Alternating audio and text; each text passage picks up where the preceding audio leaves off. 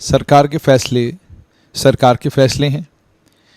जम्मू कश्मीर की सरकार ने में सोशल वेलफेयर विभाग ने एक फ़ैसला लिया है। फ़ैसला ये लिया है कि 918 के करीब हेल्पर महिलाएं जो ICDS स्कीम में काम करने वाले सुपरवाइज़रों की मदद किया करती थी, 918 के करीब हेल्परों को टर्मिनेट करने, डिसएंगेज करने का, टर्मिनेट नहीं बल्कि डिसएंगेज करने का फ़ैसला जो है वो जम्मू कश्मीर की सरकार ने, सोशल वेलफेयर विभाग ने लिया है। 27 अगस्त 2021 को ये मिशन डायरेक्टर ICDS को ये डिसीजन सोशल वेलफेयर डिपार्टमेंट ने कन्वे किया था और इस डिसीजन में उन्होंने ये कहा था कि आपको ये, और ये मैं आपको चिट्ठी पढ़ के बता रहा हूँ कि एडिशनल सेक्रेटरी सोशल वेलफेयर विभाग ने ये मिशन डायरेक्टर ICDS को चिट्ठी लिखी और उसमें ये कहा कि मुझे आपको ये बताना है कि सोशल वेलफेयर की विभाग की एक मीटिंग हुई, जिस मीटिंग की चेयरमैनशिप सोशल वेलफेयर विभाग के एडवाइज़र फारूक खान, पूर्व IGP, उन्होंने की 27 अगस्त 2021 को, जहां पर बहुत सारे दूसरे फैसलों में ये भी फैसला लिया गया कि 918 के करीब जो हेल्पर्स हैं, सुपरवाइजर्स की, जिन्हें यहाँ पर लफ्ज़ इस्तेमाल किया गया, अनऑथोराइजडली एंगेज किया गया है फील्ड फंक्शनलीज ने वक्तन फ़वक्तन, चूँकि उनके लिए कोई सेंक्शन पोस्ट नहीं है, इन तमाम को इमीडिएटली डिसएंगेज किया जाए। और ये भी कहा गया कि इन तमाम को इमीडिएटली डिसएंगेज करें 1 सितंबर 2021 से, यानी 27 अगस्त को ये फैसला होता है कि इनको डिसएंगेज किया जाए और 4 दिन का वक्त दिया जाता है और 4 दिन के वक्फे के अंदर इनको ये कहा जाता है कि इन तमाम लोगों को डिसएंगेज कर दिया जाए। क्लियर इंस्ट्रक्शंस, और इसमें लिखा गया है, further clear instructions are already conveyed by honourable adviser Farooq Khan and the administrative secretary in the meeting be related to field agencies, कि फील्ड एजेंसीज को ये क्लियर इंस्ट्रक्शंस बता दें कि अगर क्लियर इंस्ट्रक्शंस ये दे दें कि अगर कोई भी ऑफिसर या ऑफिशियल 31 अगस्त 2021 के बाद कहीं पर काम करता हुआ, किसी भी अफसर के अंडर कोई हेल्पर काम करता हुआ पाया गया, तो उसे फिर अपनी जेब खर्ची से या अपने जेब से उनकी तनख्वाहें देनी होंगी और सिर्फ इतना ही नहीं बल्कि उनके खिलाफ नेसेसरी डिसिप्लिनरी एक्शन भी इनिशिएट किया जाएगा। अब ये आप हिसाब लगा लीजिए कि 918 महिलाएं हैं, ये हेल्पर के तौर पर ICDS स्कीम एक है सोशल वेलफेयर विभाग में, वहाँ पर ये पिछले लगभग 10 से 20 साल से ये लोग वहाँ पर काम कर रहे हैं। इनमें कुछ महिला हेल्पर्स ऐसी हैं जो पिछले 2-3 सालों में एंगेज हुई हैं, लेकिन बड़ी तादाद उन हेल्पर्स की है जो 10-20 साल से इस डिपार्टमेंट में काम कर रही हैं। हेल्पर्स वो क्लेम ये करती हैं कि उन तमाम को डिपार्टमेंटों के HODs ने मंत्री के अप्रूवल के बाद ही एंगेज किया था,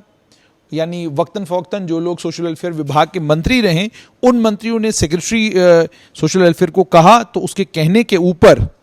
इन तमाम लोगों को एंगेज किया गया। अब वो कहते हैं कि अगर हम अनऑथोराइज्ड हैं तो जम्मू कश्मीर की सरकार ने हमें 20 साल से हमें नौकरी पर क्यों रखा, हमें 2018 तक तनख्वाहें क्यों दी और उसके बाद 2018 में हमारी तनख्वाहें या हमारी जो वेजेस थी, हमारी जो मजदूरी थी, 2018 से हमको देनी बंद कर दी और 2018 से 2021 तक हमको तनख्वाह वेजेस भी, यानी हमारी वेजेस भी हमें नहीं मिली हैं।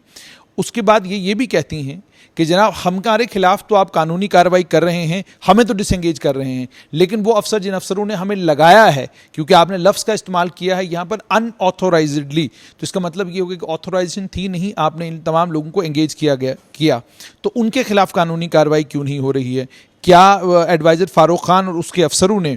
इसके पॉलिटिकल कॉन्सिक्वेंसेस के बारे में सोचा है? ये डेली एक्सप्रेस के साथ एक लंबे समय तक पत्रकार रहे और इस समय भी कुछ बहुत सारे अखबारों के लिए और इंटरनेशनल पब्लिकेशंस के लिए लिखने वाले वरिष्ठ पत्रकार अहमद अली फयाज ने अपने फेसबुक पोस्ट में लिखा है। उन्होंने ये भी कहा है कि 918 ये जो फीमेल हेल्पर्स हैं, इनकी उम्रें इस वक्त 40 साल 50 साल के करीब हो चुकी हैं। अब 50 साल की उम्र में जब आपके पोते हैं या मान लीजिए आपके बच्चे बड़े हो गए हैं, तो अब जाकर आप इन तमाम लोगों को डिसएंगेज कर रहे हैं। जब हमने सोशल वेलफेयर विभाग से मालूम करने की कोशिश की तो उन्होंने ये कहा कि बिल्कुल ये ऑर्डर जो है इशू कर दिया गया है और इस ऑर्डर के तहत तमाम हेल्पर्स को 28-27 अगस्त को ये कह दिया गया कि आप तमाम लोगों को 1 सितंबर से पहले पहले डिसएंगेज किया जाता है। यूँ महसूस होता है जैसे डिक्टेटोरियल एटीट्यूड साफ तौर पर इसमें एडवाइजर फारूक खान का भी है और विभाग का भी है। वो क्यों है? डिक्टेटोरियल में इसलिए कह रहा हूं कि आप 27 अगस्त को तय करते हैं कि जिनको हमने सुपरवाइजर के तौर पर, सुपरवाइजरों के हेल्पर के तौर पर एंगेज किया था, हमने उनको डिसएंगेज करना है। आप इनको 1 महीने का मतलब मैंडेटरी होता है। अगर आप कहीं प्राइवेट मुलाजमत भी करते हैं तो आप 1 महीने का नोटिस देते हैं और 1 महीने के नोटिस के पीरियड के बाद आप एक व्यक्ति को डिसएंगेज करते हैं। ये तो प्राइवेट नौकरियों से बदतर है कि आपने कुछ लोगों को हेल्पर लगाया और 2 हफ्ते का नोटिस देना बनता था, वो भी आपने नहीं दिया। आपने कहा कि हमने रात को तय कर लिया, सुबह जो है इन तमाम लोगों को डिसएंगेज किया जाना चाहिए, बिना खातिर में ये चीज़ लाए हुए कि सभी लोग वीवीआईपी नहीं होते, सब लोगों के पास 4-4 गाड़ियां नहीं होती हैं, सब लोगों के पास 3-3, 4-4 जगह बंगले नहीं होते हैं, सब लोगों के पास रिटायरमेंट के बाद भी रिटायरमेंट के बेनिफिट्स नहीं होते, सब लोग एडवाइज़र नहीं बन पाते। हर एक गरीब आदमी जिसके घर में उसका घर चलाने के लिए एक महिला है और वही उनका घर चला रही है, आप उसको डिसएंगेज कर रहे हैं। उसका मतलब क्या होगा? आपने 918 परिवारों को में जो एक आदमी उनके घर में या एक महिला जो उनके घर में कमा रही थी उसको आपने डिसएंगेज किया। मैं बिल्कुल, और ये मानने वाली बात है कि इन तमाम लोगों को लगाया गया था और पोस्टें इनके लिए सैंक्शन नहीं थी, लेकिन जहां पर आप 1.25 लाख के करीब लोगों को जिनको कंप्लीटली बैकडोर से लगाया गया उनको रेगुलराइज करने के लिए आपने एसआरओ बनाया, वहां पर आपने 918 के करीब हेल्परों को ना 2 हफ्ते का वक्त दिया, ना 1 महीने का वक्त दिया, बल्कि इनको आपने आनन फानन में रात को आपने तय कर लिया, सुबह आपने फैसला कर लिया और आपने 918 लोगों को डिसएंगेज किया। तो इस फैसले की जाहिर सी बात है जो हेल्पर लगे हैं वो लोग तो मजम्मत कर ही रहे हैं कि जी हम 20-20 साल से डिपार्टमेंट में काम कर रहे हैं, आपने आज का अनऑथोराइज्डली लगाया है हमें। अगर अनऑथोराइज्डली हमको लगाया गया है तो जिन अफसरों ने 20 सालों में मंत्रियों के कहने पर हम लोगों को लगाया उनके खिलाफ कानूनी कार्रवाई अब कब करेंगे? ये सवाल तो बनता है, क्योंकि कोई भी अगर किसी डिपार्टमेंट में आना चाहता है वो अपनी मर्जी से तो आ नहीं सकता। मैं चाहता हूं मुझे कोई सरकारी मुलाजमत मिले तो मैं जाके किसी डिपार्टमेंट में बैठ जाऊं और मुलाजमत करना शुरू कर दूं, ये तो होता नहीं। इन लोगों को बाज़ाब्ता तौर पर अफसरों ने लगाया है, लेकिन अफसरों के खिलाफ आप कोई कानूनी कार्रवाई कर नहीं सकते, वो ताकत तो आपके पास है नहीं। तो जोर किस पर चलता है? जोर कमजोरों पर चलता है, जोर गरीबों पर चलता है, जोर उन छोटे में मुलाजिमों पर चलता है जिनके पास कोर्ट के सिवा कोई दूसरा दरवाजा नहीं होता खटखटाने के लिए। और वैसे भी ये भी आपको समझना होगा कि लोकतांत्रिक व्यवस्था जम्मू कश्मीर में, चूंकि इस समय लोकतांत्रिक व्यवस्था नहीं है, लेकिन भारतीय जनता पार्टी के नेता और भारतीय जनता पार्टी का जो ऑर्गेनाइजेशनल स्ट्रक्चर है उसको भी इस बात का संज्ञान लेना होगा कि इस तरीके से जो ये फैसले होते हैं कि आप रात को फरमान तैयार करते हैं, सुबह आप एक फरमान निकाल देते हैं और फिर अपने फील्ड फंक्शनरीज को कहते हैं कि आपको 3 दिन का वक्त है जी, 3 दिन के अंदर अंदर इन तमाम लोगों को डिसएंगेज कर दो। मतलब यूं लग रहा है कि जैसे किसी की प्राइवेट लिमिटेड कंपनी है और उस प्राइवेट लिमिटेड कंपनी में उसने 1000 मुलाजिम लगाए हैं और सुबह वो नींद से जागा और उसको लगा कि जनाब इन 1000 मुलाजिमों को बाहर निकाल दिया जाना चाहिए। ये सिरन मुझे लगता है अगर आपने डिसएंगेज भी करना है किसी को तो डिसएंगेजमेंट का तरीका ये है कि कम से कम 2 हफ्ते का वक्त दिया जाए, 1 महीने का वक्त दिया जाए, ताकि ये लोग किसी और जगह पर अपने लिए मुलाजमत का बंदोबस्त कर सकें जो लोग जहां पर। और दूसरा ये कि अगर अब आपने 918 लोगों को डिसएंगेज किया ही है तो क्या आप कोई इंक्वायरी ऑर्डर करेंगे, मालूम करेंगे, उन अफसरों के खिलाफ कोई कार्रवाई करेंगे जिन अफसरों ने इन तमाम लोगों को पिछले 20 साल में, 10 साल में या पिछले 5 साल में लगाया है? उनके खिलाफ क्या कोई कानूनी कार्रवाई आप करेंगे? और अगर इन 918 के ऊपर कार्रवाई बनती है और आपको लगता है की भी जानी चाहिए, तो उनके खिलाफ कार्रवाई क्यों नहीं बनती जिनके हुक्मनामे के ऊपर इनके ऑर्डर इशू किए गए? तो ये तमाम चीजें सोचने वाली हैं, विचारने वाली हैं, और इसीलिए कहते हैं लोकतंत्र का कोई भी रिप्लेसमेंट नहीं हो सकता।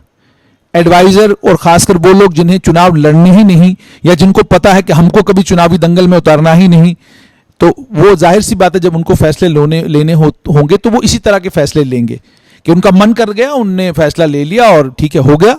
लेकिन इसकी जगह अगर कोई राजनेता हो, अगर कोई पॉलिटिशियन हो, वो इफ्स एंड बट्स को देखता है, प्रोज एंड कॉन्स को देखता है, अफसर से बात करता है, फिर जहन में ये लाता है कि भाई इनमें से ये जो 918 लोग हैं, कितने परिवार ऐसे होंगे जो शायद इसी हेल्पर के जो 1500 या जो भी तनख्वाह इसको मिलती है उस तनख्वाह के ऊपर वो गुजारा कर रहे होंगे। तो ये तमाम चीज़ें एक पॉलिटिशियन सोचता है। ब्यूरोक्रेट्स की जहाँ तक बात रही, वो तो उनके लिए तो बड़ा साफ सा है, ऊपर से जो हुक्मनामा आ गया नीचे उसको अमलाना है। आज हुक्मनामे एडवाइजरों के आ रहे हैं, कल हुक्मनामे जो हैं वो मंत्रियों के आएंगे, तो ये वक्त वक्त की बात है। तो वो तो हुक्मनामे के ऊपर हुक्म बजा लाते हैं,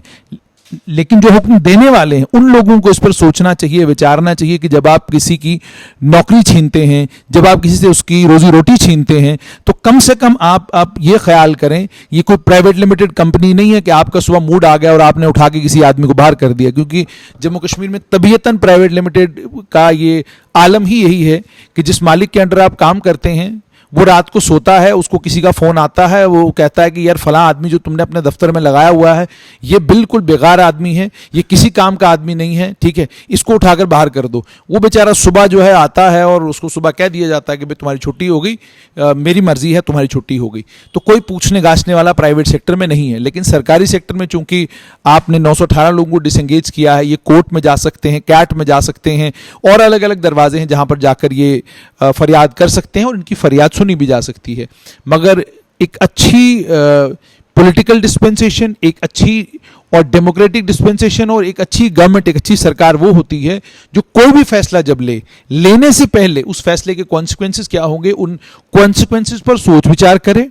और उसके बाद जब फैसला लेना भी हो तो उस फैसले का मुतबादिल यानी उस फैसले की रिप्लेसमेंट तैयार रखे। कई लोग ये भी कहते हैं कि जी 1 लाख के करीब लोग जिनको बैकडोर से लगाया गया, हम सबको बाहर निकालेंगे, किसी को परमानेंट नहीं करेंगे, पक्का नहीं करेंगे, लगाएं जितने मर्जी नारे इन लोगों ने लगाने हैं। ये एटीट्यूड उसका होता है जिसको ये पता है कि उसको चुनाव लड़ने नहीं जाना। पहले तो इलीगली लोग लगाए नहीं जाने चाहिए थे। पहले तो जिस तरीके से रिक्रूटमेंट, एक तो वो रिक्रूटमेंट हो गई जो पीएससी एसएसआरबी के जरिए हुई या किसी और मैकेनिज्म से हुई। एक वो है कि आप किसी के पॉलिटिकल वर्कर हैं और आपको बाद में कहीं जगह कैजुअल लगा दिया गया, डेली वेजर लगा दिया गया। पहले तो लगाए नहीं जाने चाहिए थे। अब जब लगाने के 1-2 साल के बाद अगर आप किसी को निकालते हैं तो कोई बड़ा फर्क नहीं पड़ता, वो कहीं दूसरी नौकरी ढूंढता है। लेकिन लगाने के बाद एक आदमी जब 20 साल एक डिपार्टमेंट में नौकरी करता है, उसकी शादी हो चुकी होती है, बच्चे हो चुके होते हैं, उसका पूरा परिवार उस नौकरी के ऊपर पल रहा होता है, मोहल्ले में सब लोग जान रहे होते हैं कि भाई ये फलां आदमी जो फलां डिपार्टमेंट में नौकरी करता है। अचानक आप कह देते हैं घर चले जाओ, तो आप खुद समझ सकते हैं कि समाज में उसकी स्थिति क्या होती होगी, अपने परिवार में उसकी स्थिति क्या होगी। जिन बच्चों का पालन पोषण वो इसी पैसे से कर रहा है, उनके आने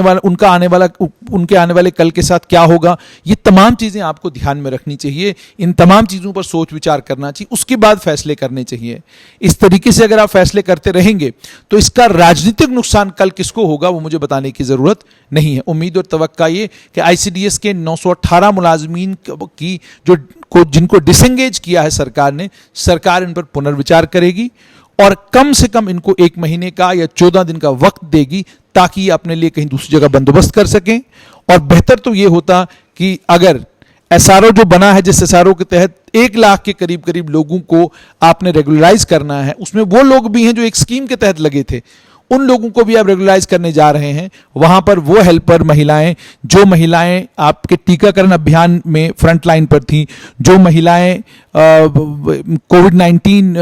के उस जिस समय पीक पर था, उस पीक में जो लोग टेस्ट कर रहे थे, कोविड पॉजिटिव पेशेंट्स को ढूंढ रहे थे, तो उन लोगों को इस तरीके से बाहर करना मुझे नहीं लगता कि ये अक्लमंदी है। उम्मीद ये कि सरकार जो है इस पर पुनर्विचार करेगी, देखेगी कि कोई एक ऐसा रास्ता निकल सकता है जिस रास्ते में कम से कम इनको दुश्वारियां और दिक्कतें जो डिसंगेजमेंट से फेस करनी पड़ सकती हैं, उन दुश्वारियों का अजाला किया जा सके।